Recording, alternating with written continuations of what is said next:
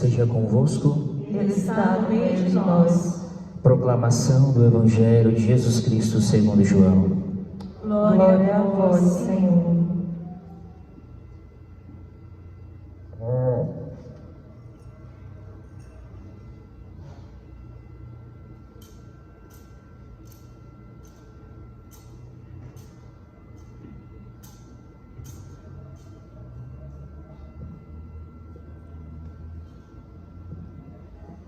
Naquele tempo, Jesus foi para o Monte das Oliveiras de madrugada. Voltou de novo ao templo. Todo o povo se reuniu em volta dele. Sentando-se, começou a ensiná-los. Entretanto, os mestres da lei e os fariseus trouxeram uma mulher surpreendida em adultério. Colocando-a no meio deles, disseram a Jesus: Mestre, esta mulher foi surpreendida em flagrante adultério. Moisés, na lei, mandou apedrejar tais mulheres. Que dizes tu? Perguntavam isso para experimentar Jesus e para terem motivo de o acusar. Mas Jesus, inclinando-se, começou a escrever com o dedo no chão. Como persistissem em interrogá-lo, Jesus ergueu-se e disse: Quem dentre vós não tiver pecado, seja o primeiro a atirar-lhe a pedra. E tornando a inclinar-se, continuou a escrever no chão. E eles, ouvindo o que Jesus falou, foram saindo um, a começar pelos mais velhos. E Jesus ficou sozinho com a mulher que estava lá, no meio do povo.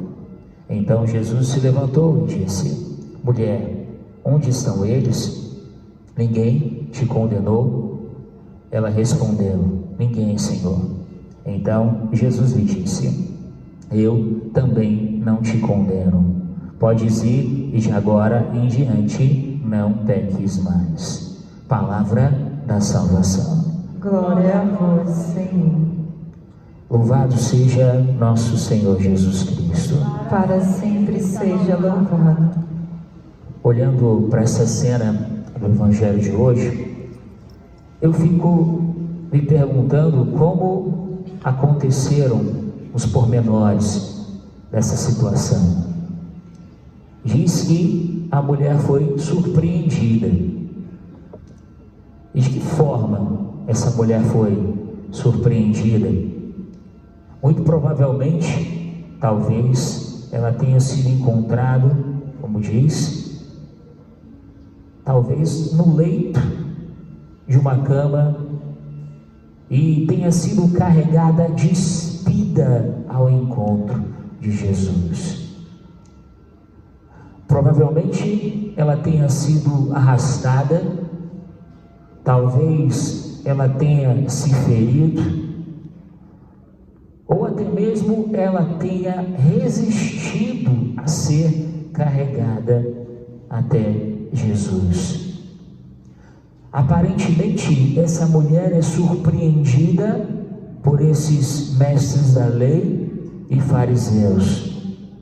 Mas por trás de toda aquela situação constrangedora, existia uma iniciativa de Deus. Tem um detalhe do Evangelho de hoje que pode parecer desapercebido.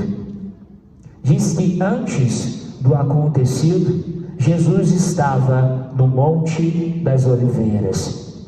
E nós sabemos o que Jesus fazia no Monte das Oliveiras.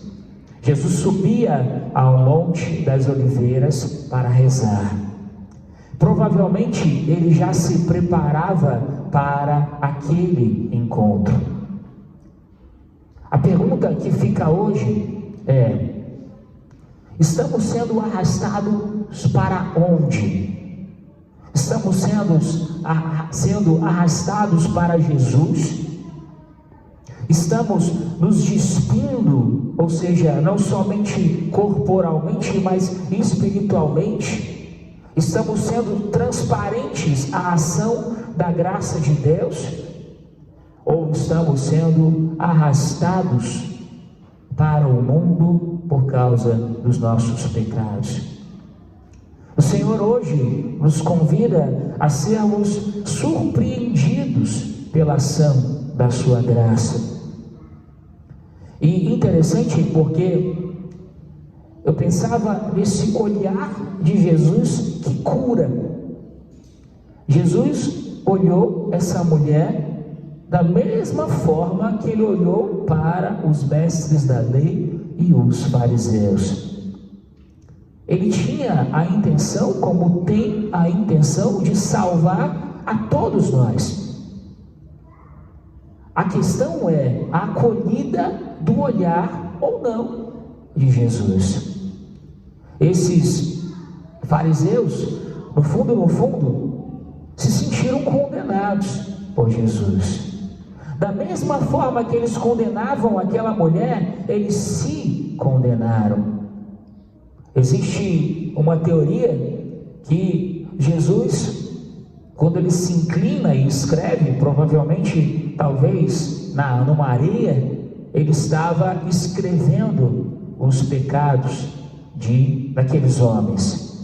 No fundo, eles também tiveram uma experiência com a verdade de Deus e com a verdade de si mesmo. E como caíram no pecado do julgamento para com aquela mulher, não foram capazes de permanecer diante de Jesus. Nós somos conduzidos a Deus não para que Ele nos condene.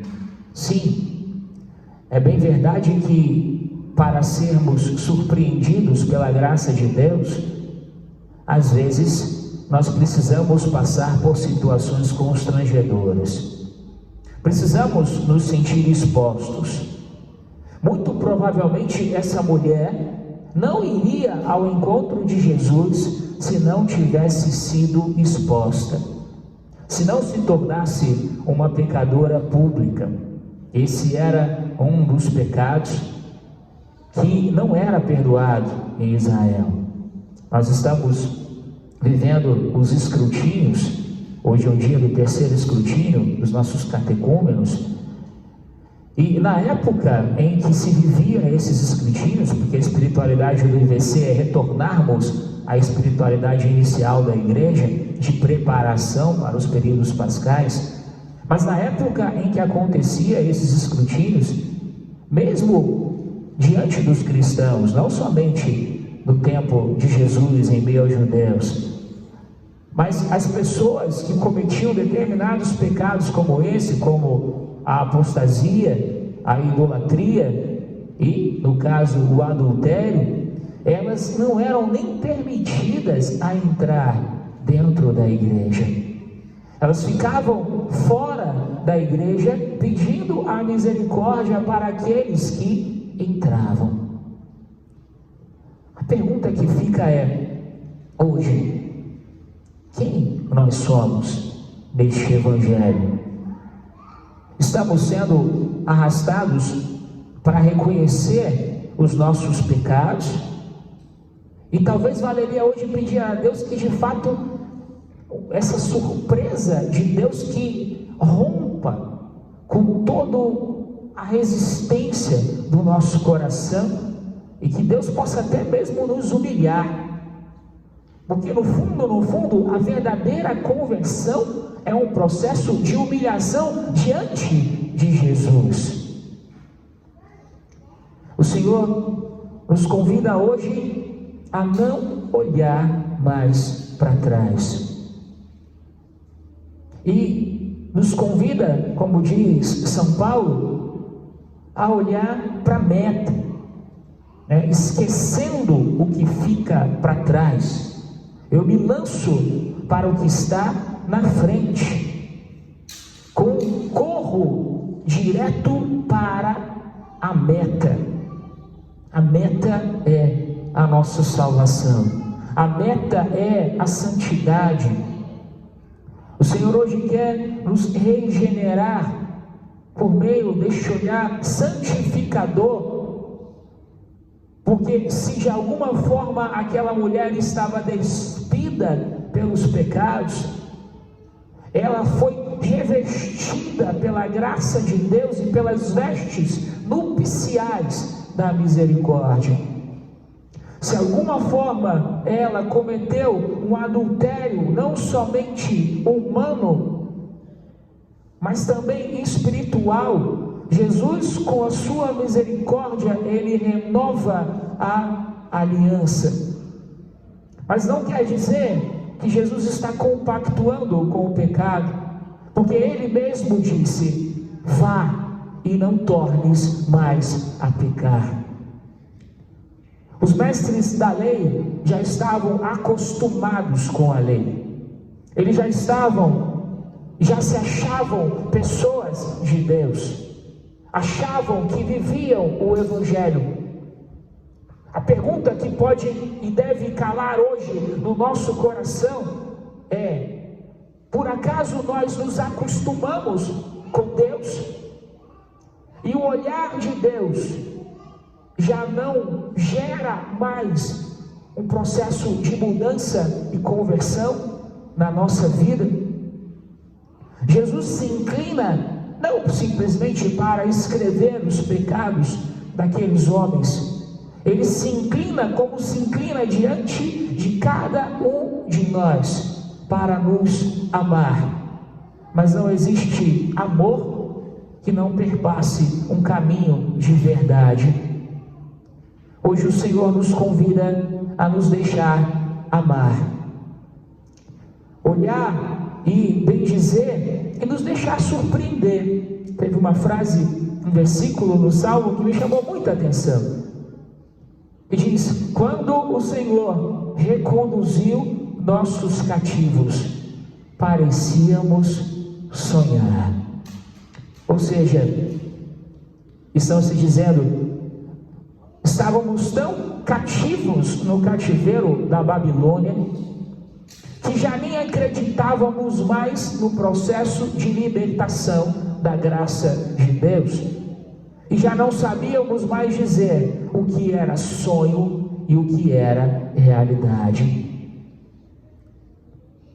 Talvez nós possamos estar tão cativos em realidades que vivemos, tão prisioneiros nos nossos pecados, que já não temos nem mais a capacidade de acreditar nas intervenções da graça de Deus, das surpresas de Deus que superam as nossas expectativas.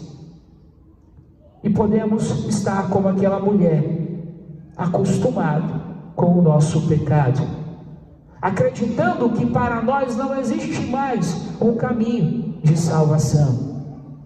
E o Senhor nos convida por meio do profeta Isaías a deixar que Ele abra uma via no deserto do nosso coração. O que é o deserto? O deserto, para aqueles que se encontram, é quase como que uma sentença de morte. Aquela mulher já estava fadada à morte espiritual, já estava fadada a morrer para a vida eterna. O deserto não tem alimento. O deserto tem muito frio e muito calor. O deserto, ele chega às maiores temperaturas no dia e às temperaturas mais baixas durante a noite. O deserto nos castiga. Mas o Senhor nos convida hoje a não relembrar as coisas passadas, ou seja, não relembrar o cativeiro da Babilônia. Quantos cativeiros não nos aprisionaram os nossos pecados? E Ele promete que Ele vai fazer uma coisa nova, e promete coisas aparentemente impossíveis, porque diz que hão glorificar os animais selvagens, os dragões, os avestruzes. Quantas vezes nós não somos esses animais selvagens? Me perdoe a força da palavra, mas somos quase como. Porque quando o nosso pecado é exposto como dessa mulher, qual é a nossa postura? Somos humildes para reconhecer? Ou somos quase como uma fera a resistir e a ferir, né? Às vezes alguns animais, quando eles estão feridos, às vezes até um gato, vocês já viram um gato ferido? Já viram? O que acontece com um gato ferido? Ele se torna mais violento. O Senhor hoje, Ele quer tocar a minha e a sua ferida, como Ele quis tocar a ferida daquela mulher e daqueles homens. A diferença foi como foi que eles reagiram a esse toque de Deus. O Senhor nos convida hoje a confiar na sua misericórdia, por mais que estejamos chorando de tristeza, acreditar que nós vamos cantar de alegria e voltar cantando de alegria. Me chamou a atenção o prefácio do Êxodo da Páscoa, o prefácio 5, quando ele diz que o Senhor convocou um povo para cantar os seus louvores. Que hoje nós possamos reconhecer e acreditar nas maravilhas que Deus opera e naquilo que Ele ainda irá operar na nossa vida e na nossa história. Louvado seja nosso Senhor Jesus Cristo.